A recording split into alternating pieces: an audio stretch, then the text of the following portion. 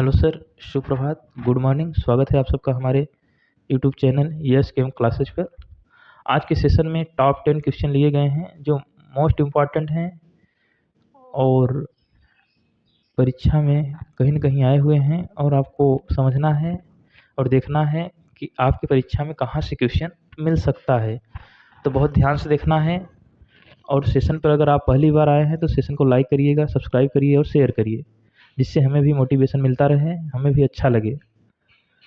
तो चलिए आइए शुरू करते हैं आज का सेशन। आज के सेशन में सारे के सारे क्वेश्चन बहुत अच्छे लिए गए हैं और क्वेश्चन का लेवल बहुत अच्छा है। तो आइए शुरू करते हैं आज का सेशन। क्वेश्चन नंबर वन लिया गया है। क्वेश्चन नंबर वन है, भारत की पहली रामसर साइट कौन सी है? ये क्वेश्चन बहुत इंपॉर्टेंट है। भारत का पहली रामसर साइट बताना है। क्या बताना है? पहली रामसर साइट। भारत की पहली रामसर साइट कौन सी है?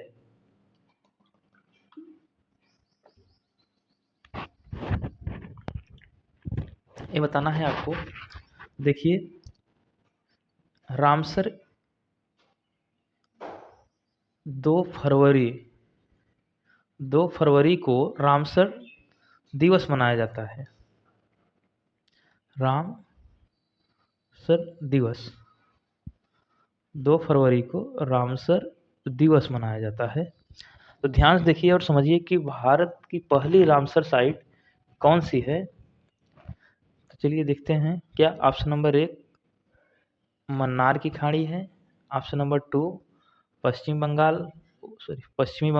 घाट है? या चिल्ला नहीं है, चिल्का होना चाहिए।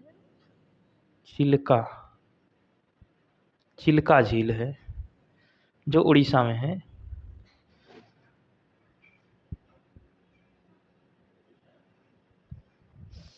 और ऑप्शन नंबर 4 जो है भरतपुर राष्ट्रीय उद्यान राजस्थान में है। और यह उड़ीसा में है। पश्चिमी घाट केरल की तरफ कहते हैं, मन्नार की खाड़ी तमिलनाडु के पास है। तो चलिए आइए देखते हैं इसका आंसर क्या हो जाएगा। इसका आंसर होगा ऑप्शन नंबर 3 होगा। चिल्का झील भारत की पहली रामसर साइट है।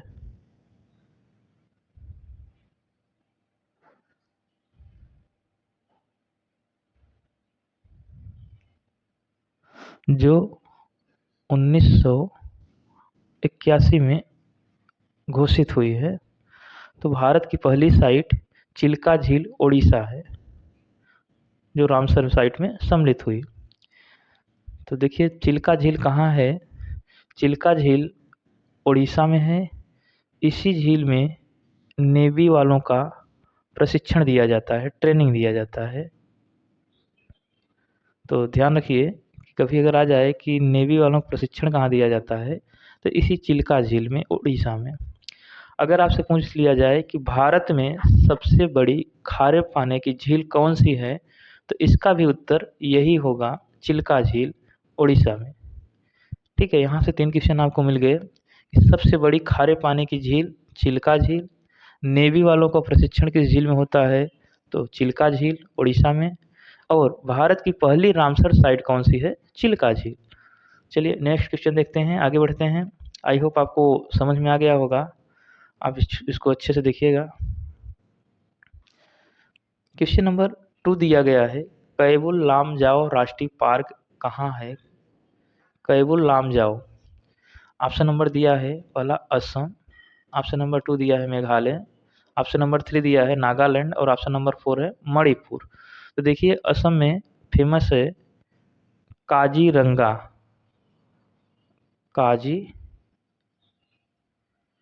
काजीरंगा राष्ट्रीय उद्यान। काजीरंगा राष्ट्रीय उद्यान है, यह फेमस है। तो असम में हो जाए काजीरंगा, जो एक सींग गैंडे के लिए फेमस है। एक सींग गैंडे के लिए, गैंडा जो है शाकाहारी होता है। तो एक सींग गैंडे के लिए पूछा जाए कि गैंडे के लिए प्रसिद्ध राष्ट्रीय उद्यान कौन सा है, तो बताना है काजीरंगा। काजीरंगा राष्ट्रीय उद्यान कहाँ है, तो आपको बताना है असम में। फिर ऑप्शन नंबर 2 है मेघालय। ऑप्शन नंबर 3 है नागालैंड, ऑप्शन नंबर 4 है मणिपुर। तो इसका करेक्ट आंसर जो होगा मणिपुर होगा। कैबुल लामजाओ राष्ट्रीय पार्क कहाँ है? मणिपुर। मणिपुर में एक है लोकटक, लोकटक झील, इसी में है, कैबुल लामजाओ राष्ट्रीय पार्क में ही है लोकटक झील। तो कभी कभी पूछता भी है कि लोकटक झील कहाँ है, तो लोकटक झील कहाँ है? मणिपुर में।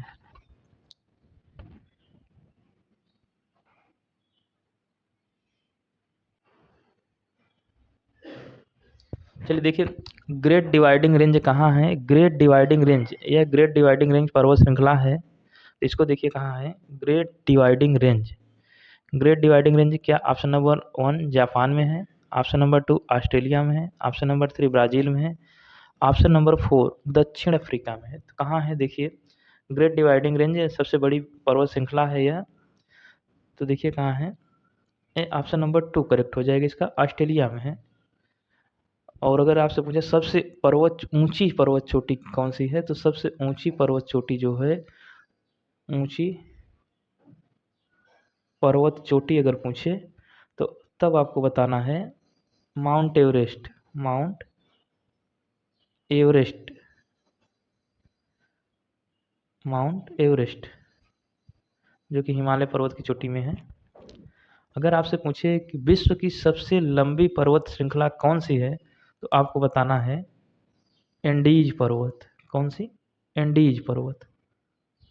आपको बताना है एंडीज पर्वत। सबसे विश्व की सबसे लंबी पर्वत श्रृंखला कौन सी है, तो एंडीज पर्वत है। एंडीज पर्वत कहाँ पाई जाती है, तो दक्षिण अमेरिका में पाई जाती है। दक्षिण अमेरिका में, अमेरिका, दक्षिणी अमेरिका में पाई जाती है। यह पूरा उत्तर से लेकर ऐसे ऐसे पूरी एकदम दक्षिण के पोल तक, जो दक्षिण अमेरिका का मैप है वहाँ देखेंगे तो उत्तर से लेकर पूरा दक्षिण तक एकदम फैला हुआ है, सबसे बड़ा है। चलिए क्वेश्चन नंबर नेक्स्ट देखिए। एक क्वेश्चन देखिए बहुत इंपॉर्टेंट हो जाता है, एक परीक्षा में आया हुआ है, उत्तर प्रदेश शिक्षक पात्रता परीक्षा पीआरटी के 2019 के पेपर में आया हुआ है। देखिए क्या है ऑप्शन नंबर, क्वेश्चन नंबर 4 देखिए। क्वेश्चन नंबर 4 है कि निम्नलिखित में कौन ज्वालामुखी पर्वत है? आपको ज्वालामुखी पर्वत बताना है। तो देखिए पहला ऑप्शन है यूराल पर्वत, दूसरा है अपलेशियन, अपलेशियन होगा, अपलेशियन पर्वत, तीसरा है अरावली पर्वत, चौथा है किलिमंजारो पर्वत। तो देखिए क्या हो जाएगा, यहाँ पर अरावली पर्वत ये भारत में है, राजस्थान में, भारत के राजस्थान में सबसे प्राचीन पर्वत श्रृंखला है। अपलेशियन कहाँ है? देखिए अपलेशियन जो है यूरोप में हो जाएगा,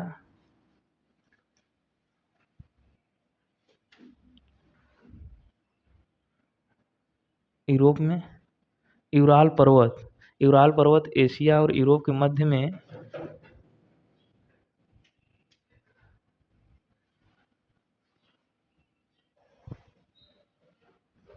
हाँ देखिए यूराल पर्वत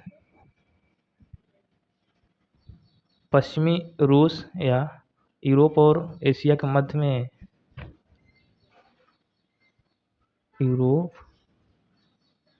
प्लस एशिया के मध्य में पश्चिमी रूस से उत्तर से दक्षिण की ओर निकलता है। अपलेशियन, ये अपलेशियन पर्वत वहाँ गलती से यूरोप बता दिए, वहाँ यूरोप में जो है आल्प्स पर्वत कहते हैं, अमेरिका में है, उत्तरी अमेरिका में है। तो यहाँ पर हो जाएगा जो अपलेशियन पर्वत है, यहाँ पर हो जाएगा उत्तरी अमेरिका, और जो यूरोप में है उसे कहते हैं आल्प्स, आल्प्स पर्वत। आल्प्स पर्वत जो है यह यूरोप में है। अरावली पर्वत जो है भारत में है। अब किलिमंजारो पर्वत तंजानिया में है, तंजानिया, यह ज्वालामुखी पर्वत है। तो देखिए इसका आंसर क्या हो जाएगा, ज्वालामुखी पर्वत आपको बताना है। तो ज्वालामुखी पर्वत क्या हो जाएगा? ऑप्शन नंबर 4 हो जाएगा किलिमंजारो पर्वत। कहाँ स्थित है? तंजानिया में है। ये किस महाद्वीप में आता है? तो ये आता है अफ्रीका महाद्वीप में। तो यहाँ से देखिए क्या क्या क्वेश्चन बन सकते हैं। निम्नलिखित में से कौन सा ज्वालामुखी पर्वत है? तो ज्वालामुखी पर्वत हो जाएगा किलिमंजारो पर्वत। पूछेगा किस महाद्वीप में है? तो अफ्रीका महाद्वीप में है। किस देश में है? तंजानिया देश में है। तो चलिए यहाँ से आपको समझ में आ गया होगा। क्वेश्चन नंबर 5 देखिए। क्वेश्चन नंबर 5 देखिए, निम्नलिखित में विश्व स्वास्थ्य संगठन WHO वर्ल्ड हेल्थ ऑर्गेनाइजेशन का हेडक्वार्टर आपको बताना है कि हेडक्वार्टर कहाँ है। इसका हेडक्वार्टर कहाँ है? तो देखिए क्या ऑप्शन नंबर 1 हो जाएगा वाशिंगटन अमेरिका में, रियो ब्राज़ील में, जिनेवा स्विट्ज़रलैंड में, नीदरलैंड कहाँ हो जाएगा? इसका ऑप्शन करेक्ट हो जाएगा जिनेवा। तो इस तरह मुख्यालय आप याद कर सकते हैं। कहीं न कहीं एक आध क्वेश्चन आ जाता है कौन सा किसका मुख्यालय है। तो देखिए विश्व स्वास्थ्य संगठन का मुख्यालय कहाँ है? स्विट्ज़रलैंड जिनेवा में। चलिए आगे देखिए क्वेश्चन नंबर 6 देखिए, निम्नलिखित में से ग्रीन पीस का मुख्यालय कहाँ है? ग्रीन पीस का मुख्यालय बताना है। ग्रीन पीस का मुख्यालय कहाँ है? Option number 1 Washington, Rio, option number 3 Geneva, option number 4 Netherlands. तो कहाँ है? देखिए ग्रीन पीस का मुख्यालय कहाँ है? इसकी स्थापना हुई थी 1971 में। और यह किस कार्य के लिए होता है? तो ग्रीन पीस का जो मुख्य कार्य होता है, एक अंतर्राष्ट्रीय पर्यावरण संगठन है जो प्रदूषण, जलवायु परिवर्तन, वनों की कटाई और जैव विविधता की हानि से संबंधित रोक लगाने या खिलाफ अभियान चलाता है, इन सब का बचाव करता है। तो इनका मुख्यालय कहाँ है? इसका मुख्यालय है नीदरलैंड। कहाँ है? नीदरलैंड। फिर एक बार देखिए ग्रीन पीस का मुख्यालय कहाँ है? ग्रीन पीस का मुख्यालय है नीदरलैंड। इसकी स्थापना हुई थी 1971 में। और ये इसका काम क्या है? तो ग्रीन पीस का काम है, यह एक अंतर्राष्ट्रीय पर्यावरणीय संगठन है जो प्रदूषण, जलवायु परिवर्तन, वनों की कटाई और जैव विविधता की हानि के खिलाफ कार्य करता है। तो ध्यान रहे ग्रीन पीस का मुख्यालय कहाँ है? नीदरलैंड में। चलिए क्वेश्चन नंबर 7 देखिए। क्वेश्चन नंबर 7 है, निम्नलिखित में से मिट्टी के अध्ययन को क्या कहा जाता है? मिट्टी के अध्ययन को क्या कहता है? मृदा विज्ञान को क्या कहते हैं? क्या option number 1 oncology, option number 2 cosmology, option number 3 pedagogy, option number 4 pedology. तो देखिए ऑप्शन नंबर 1 जो है ऑन्कोलॉजी कैंसर के अध्ययन को कहते हैं। कैंसर के जो अध्ययन के जो डॉक्टर होते हैं उनको ऑन्कोलॉजिस्ट कहते हैं, और उनके अध्ययन को जो होते हैं उनको कहते हैं ऑन्कोलॉजी।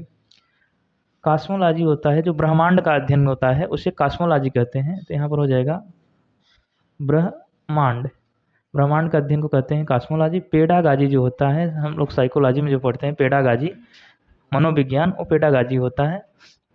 और यहाँ पेडालॉजी, इसका ऑप्शन नंबर 4 करेक्ट हो जाएगा, पेडालॉजी। क्वेश्चन नंबर 8 देखिए। क्वेश्चन नंबर 8 देखिए, सूर्य से ऊर्जा के उत्पादन को क्या कहते हैं? जो हमारे सूर्य से हम ऊर्जा प्राप्त होती है, उस ऊर्जा उत्पादन को क्या कहा जाता है? उस मेथड को क्या कहा जाता है? वो मैकेनिज्म को क्या कहा जाता है? तो देखिए क्या हो जाएगा। ऑप्शन नंबर 1 है नाभिकीय विखंडन है, न्यूक्लियर डिफ्यूजन है। यहाँ पर नाभिकीय विस्फोट, ये तो कोई ऑप्शन ही नहीं बनता।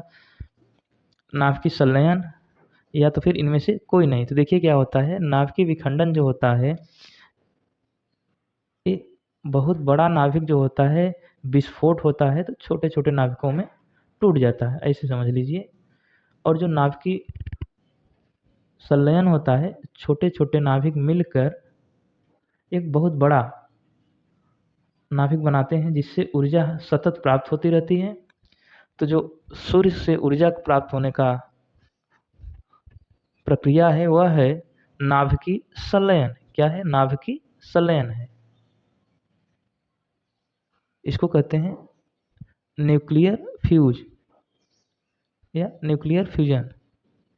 फ्यूजन इस तरह होता है, यह FUSSION वाला फ्यूजन इसको कहते हैं।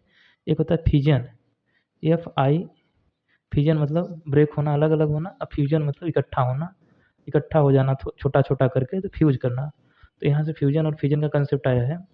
यही आगे चल के जो परमाणु बम, हाइड्रोजन बम है, इसी पर आधारित है। नाभिकीय विखंडन में जो होता है परमाणु बम, एटम बम आधारित होता है नाभिकीय विखंडन में। और नाभिकीय संलयन में जो होता है हाइड्रोजन बम,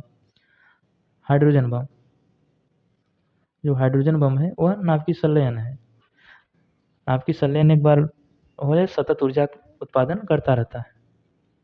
क्वेश्चन नंबर 9 देखिए, भूमध्य रेखा स्थित है। भूमध्य इक्वेटर लाइन जो है, इक्वेटर लाइन कहाँ स्थित है? तो क्या है, भारत के दक्षिण में स्थित है कि ये कहाँ स्थित है? तो देखिए, भारत के दक्षिण में कहाँ स्थित है? भारत के दक्षिण में, भारत के उत्तर में, भारत के मध्य में, या फिर ऑस्ट्रेलिया के दक्षिण में कहाँ स्थित है? तो देखिए, जो भूमध्य रेखा है, एक जो भारत के बीचों बीच जाती है लाइन, उसे कहते हैं कर्क रेखा। क्या कहते हैं? कर्क रेखा। तो ये तो ऑप्शन कट गया। भारत के मध्य से कौन सी रेखा जाती है? कर्क रेखा। अब ऑस्ट्रेलिया तो भारत के दक्षिण में है, तो यहाँ देखिए भूमध्य रेखा जो होती है वो भारत के दक्षिण में है। इसका ऑप्शन नंबर 1 करेक्ट हो जाएगा। तो इसका ऑप्शन करेक्ट हो गया, भारत के दक्षिण में है। भूमध्य रेखा यहाँ है। भूमध्य रेखा को 0 डिग्री अक्षांश कहते हैं। इसके उत्तर में भारत है और कर्क रेखा भारत के बीचों बीच जाती है। इसका ऑप्शन नंबर 1 करेक्ट हो जाएगा। भारत के दक्षिण में भूमध्य रेखा कहाँ स्थित है? भारत के दक्षिण में। बहुत कन्फ्यूज करता है, लोग इसको तुरंत लगाते हैं कि भारत के मध्य में। भारत के मध्य में नहीं है। भारत के मध्य में क्या है? कर्क रेखा है। इसको बहुत अच्छे से ध्यान से एक बार फिर सुन लीजिए। भूमध्य रेखा कहाँ स्थित है? तो भूमध्य रेखा जो है भारत के दक्षिण में स्थित है। यहाँ से भारत हो जाएगा, यहाँ श्रीलंका, श्रीलंका के बाद जो है यहाँ से भूमध्य रेखा 0 अंश अक्षांश डिग्री से गई हो। अब यहाँ से यहाँ तक की जो दूरी है कर्क रेखा, यहाँ 23.5 डिग्री नॉर्थ में है। 23.5 डिग्री नॉर्थ। चलिए क्वेश्चन नंबर नेक्स्ट देखिए। क्वेश्चन नंबर 10 देखिए, कुल अक्षांश रेखाओं की संख्या कितनी है? कुल अक्षांश रेखाओं की संख्या कितनी है? तो देखिए, क्या ऑप्शन नंबर 180 होगा, option number 191, option number 3 181, option number 4 179। देखिए कैसे है, ये हमारी पृथ्वी है, ये 0 अंश अक्षांश जिसको भूमध्य रेखा कहते हैं। अब यहाँ से 90 अंश अक्षांश ऊपर की रेखाएं हैं और 90 अंश दक्षिण में है।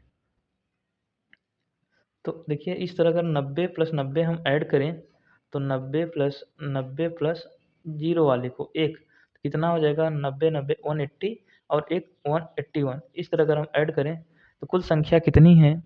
कुल अक्षांश रेखाओं की संख्या हम इस तरह ऐड करें तो 180 हो जाती है। लेकिन जो लास्ट वाले यहाँ वाले रेखा होती, रेखा न होकर ये पॉइंट हो जाती है, ऐसे ऐसे। तो इन दो को काउंट नहीं किया जाता। तो फिर कितने हुए? तो देखिए फिर कितने हुए, 1 यहाँ 79 + 79 + 1 0 डिग्री। तो देखिए क्या हो जाएगा, यहाँ से हो जाएगा 179। टोटल अक्षांश रेखाओं की संख्या पूछेगा, लाइन। अगर लाइन पूछता है कुल कितनी लाइन है, रेखा पूछेगा तो 179 आपको बताना है। और अगर कह देता है टोटल नंबर ऑफ अक्षांश कितने हैं, अगर कुल अक्षांश की संख्या पूछे तब आप बताइएगा 181, क्योंकि दो जो पॉइंट हो जाते हैं इनको नहीं गिना जाता, और जब कुल अक्षांश की संख्या पूछा जाता है तब गिना जाता है, तब 181 हो जाएगा। तो आई होप आपको समझ में आ गया होगा, दोनों का कन्फ्यूजन दूर हो गया होगा। चलिए क्वेश्चन नंबर 11 देखिए, 0 डिग्री अक्षांश रेखा को क्या कहते हैं? बहुत सरल है, अभी हमने बताया, इसको भूमध्य रेखा कहते हैं। ऑप्शन नंबर 12 देखिए, क्वेश्चन नंबर 12 देखिए, निम्नलिखित में कौन सक्रिय ज्वालामुखी बताना है, आपको इसको खुद से करना है। एक क्वेश्चन हम आपके लिए छोड़ रहे हैं, कमेंट बॉक्स में आंसर जरूर करिएगा। निम्नलिखित में से कौन सक्रिय ज्वालामुखी है? जागृत ज्वालामुखी आपको बताना है। तो क्या फ्यूजियामा है, वेसुवियस है, एटना है, पोपा है? तो देखिए फ्यूजियामा जापान में है, वेसुवियस इटली में है, एटना इटली में है। आपको बताना है कौन सा इसमें से सक्रिय ज्वालामुखी है। पोपा जो है म्यांमार में है। तो आपको बताना है कि जागृत ज्वालामुखी कौन सी है। ज्वालामुखी 3 प्रकार की होती हैं, एक सक्रिय या जागृत ज्वालामुखी, दूसरा है सुषुप्त। सुषुप्त जो है शांत रहने, फूटने की संभावना होती है ज्वालामुखी, और एक होता है शांत, जो हमेशा शांत होता, कभी नहीं फूट सकता। 3 प्रकार ज्वालामुखी हैं। तो आपको बताना है इनमें से कौन सा जागृत ज्वालामुखी या सक्रिय ज्वालामुखी है। आज के सेशन में बस इतना ही। अगर आप सेशन पर नए हैं, सेशन आपको अच्छा लगे तो लाइक और सब्सक्राइब जरूर करिएगा। तो चलिए आज के लिए बस इतना ही।